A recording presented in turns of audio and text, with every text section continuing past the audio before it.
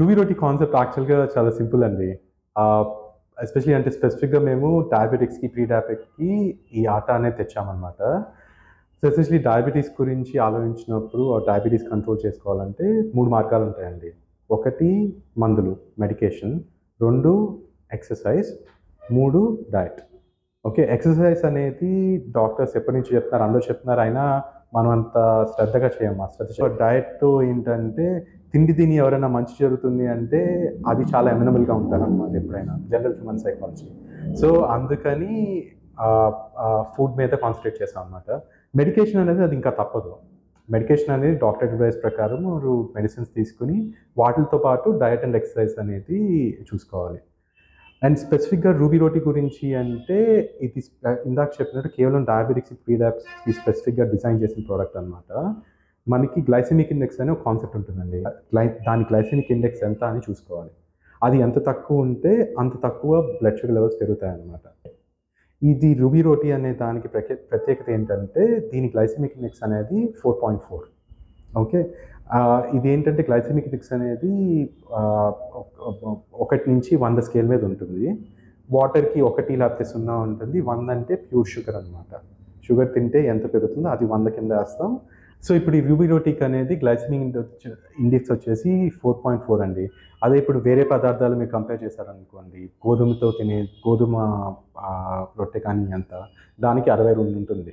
Millets అంటారు. Millets జనరల్‌గా మామూలుగా ఉన్న వాళ్ళకి డయాబెటిస్ లేని వాళ్ళకి చాలా మంచిదండి.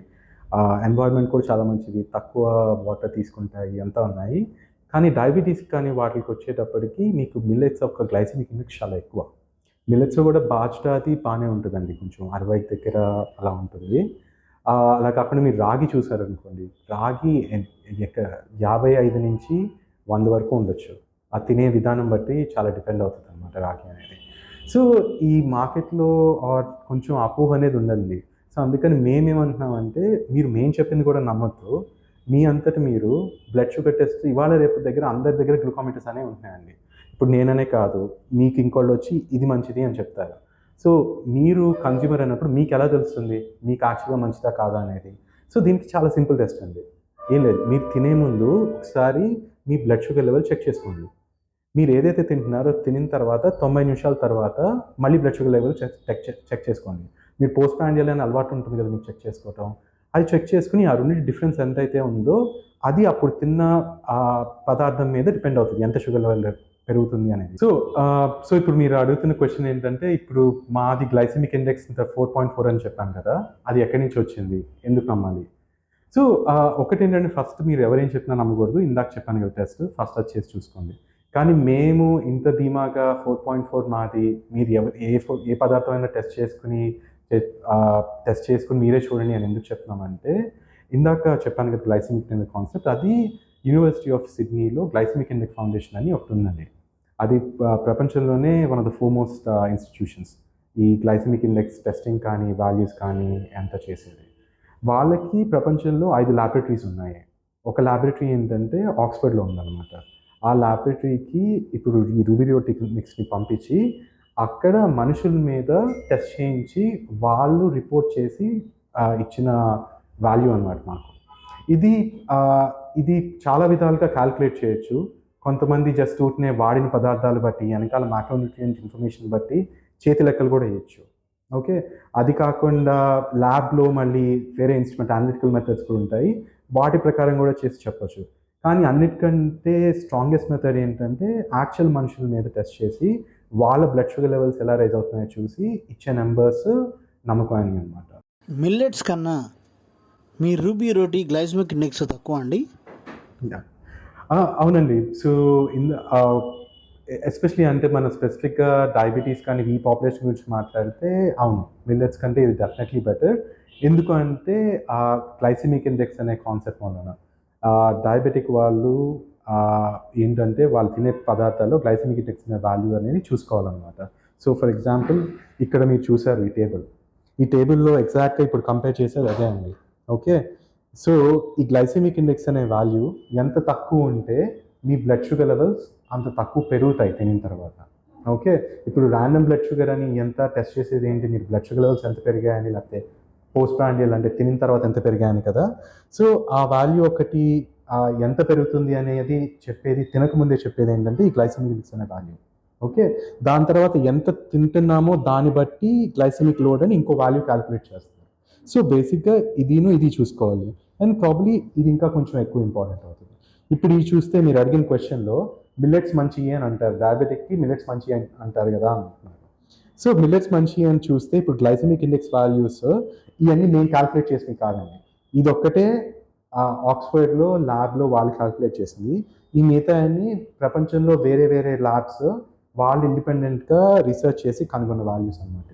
సో ఇవన్నీ చూస్తే గోధుమ 62, ఓకే, రాగి చూడండి 54 నుంచి 104, ఓకే, దాని తర్వాత బాజ్రా 49 నుంచి 64, జోవార్ 77. సో ఇవన్నీ మీకు వాల్యూ చూస్తే ఏం తెలుస్తుంది? మీరు గోధుమ అంటే మిల్లెట్స్ తిన్నా గోధుమ తిన్నా డయాబెటిక్ వాళ్ళకి ఒక్కటే, పెద్ద డిఫరెన్స్ ఏం పడదు. మామూలు వాళ్ళకి డిఫరెన్స్ ఉండొచ్చు, మ్యాక్రోన్యూట్రియన్స్ కానీ ఫైబర్ మూలాన్ని కానీ వాటి మూలాన. అదే ఇప్పుడు సేమ్ రూబీ రోటీతో కంపేర్ చేయండి, దీని ఎంత 5, ఓకే, నీళ్ళది 0 ఉంటుంది, దాంట్లో ఏముంది కాబట్టి లెస్ దాన్ 5% అంటారా? అవునండి, less than 5, 4.4 ఎగ్జాక్ట్గా. సో ఇదంతా ఏంటంటే మా వేరే ఫౌండర్స్ ఉన్నారు అన్నమాట, నేను ఒక్కరు కాకుండా మా wife doctor Srikeerthi Kodali and more importantly మా అంకుల్ ఉన్నారు డాక్టర్ రఘునాథ్ కాచకట్ట. ఆయన కార్డియాలజిస్ట్ అండ్ ఒక 3.5 ఏళ్ళ కిందట ఆయన ప్రీ డయాబెటిక్గా డయాగ్నోస్ అయ్యారు.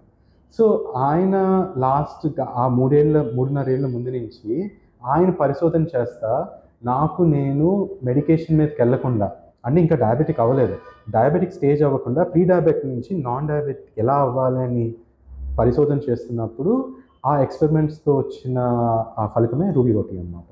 సో అక్కడి నుంచి వచ్చింది, అది మేము తీసుకుని మార్కెట్లోకి ఇంట్రడ్యూస్ చేయాలి. దీనివల్ల చాలామంది బెనిఫిట్ అవుతారు.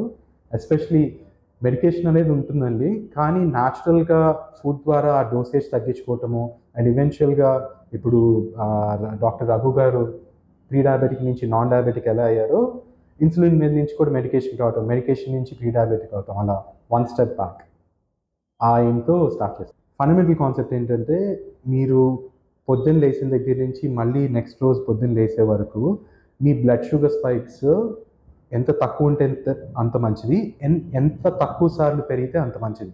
సో తక్కువ సార్లు పెరగటం అంటే ఎక్కువ సార్లు మీరు తినకూడదు అనమాట. ఆ తినేదేదో 2 సార్లు తింటామా 3 సార్లు తిన్నా, అదే 5 సార్లు తిన్నారనుకోండి, 5 సార్లు మీ బ్లడ్ షుగర్ స్పైక్స్ ఉంటాయి. తక్కువ పెరిగినా కూడా స్పైక్స్ అనేవి ఉంటాయి అన్నమాట. సో ఐడియా ఏంటంటే తక్కువ సార్లు స్పైక్స్ అవటం అండ్ స్పైక్ అయినప్పుడు తక్కువ పెరగటం. సో తక్కువ సార్లు స్పైక్ అవ్వాలి అంటే తక్కువ సార్లు తింటారు, ఆ తినేటప్పుడు తక్కువ స్పైక్ అవ్వాలి అంటే లో గ్లైసెమిక్ ఇండెక్స్ ఉన్న ఫుడ్స్ తినాలి. ఓకే అండి, ఇది తయారు చేసుకునే ప్రాసెస్ అడిగారు. సో తయారు చేసుకునే ప్రాసెస్ ఇందాకన్నట్టు ఏంటంటే మిల్లెట్ రోటీస్ చేసుకునే అలవాటు ఉంటే సేమ్ అలానే ఉంటుందండి, పెద్ద తేడా ఏమి ఉండదు. సో ఇప్పుడు మీరు చూసారంటే ఇది మేము ట్రయల్ బ్యాగ్ అంటాం అనమాట. వీటిల్లో మీకు 5 ఫ్లేవర్స్ను 5 సాషెస్ ఉంటాయి. దీంట్లో ట్రయల్ బ్యాగ్లో 5 ఫ్లేవర్స్ ఉంటాయన్నమాట. Classic, mint, curry leaf, methi, spinach, ajwain. వీటిల్లో ఫ్లేవర్స్ ఉన్నాయండి? అవునండి, ఫ్లేవర్స్ ఉంటాయి.